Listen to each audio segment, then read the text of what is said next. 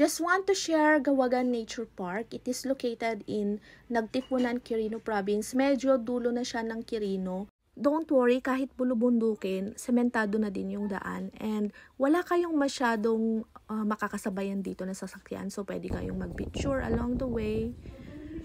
3 beses na akong nakapunta dito, pero hindi ko pa rin talaga matukoy kung hanggang saan yung dulo nitong park na to. And trust me guys, napakaganda nung mga rock formation dito. Yung tubig is napakalamig, malinis, and presko. Actually, pwedeng mag-camping dito. Magdala lang kayo ng tent, and safe naman siya. Girls, don't forget your swimsuit. Ang daming area dito kung saan pwedeng mag-picture. And for now, let's enjoy the sound of nature.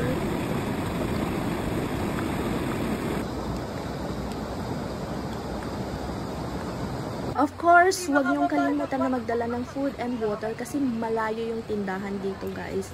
And pag pauwi na, marirealize nyo na gusto nyo mag-camping, mapapasabi na lang kayo na, huwag muna tayong umuwi. And wait, there's more! May pre-swing dito guys, and may mini garden siya. Maganda siya tambayan. And along the way, you can also visit Landingan View. Yung backdrop dito is, I think, Sierra Madre Range. Maganda yung sunset dito, and pag morning, usually may sea of clouds. Yung nakikita nyong river is part siya ng Cagayan River. May bagong coffee shop dito, and I think yung entrance ng Landingan is nasa 75 pesos. Hindi na ako pumasok guys, pero basically yung Landingan, ang magandang month para bumisita dito is February to March. Kasi yun yung time na bloom yung mga flowers.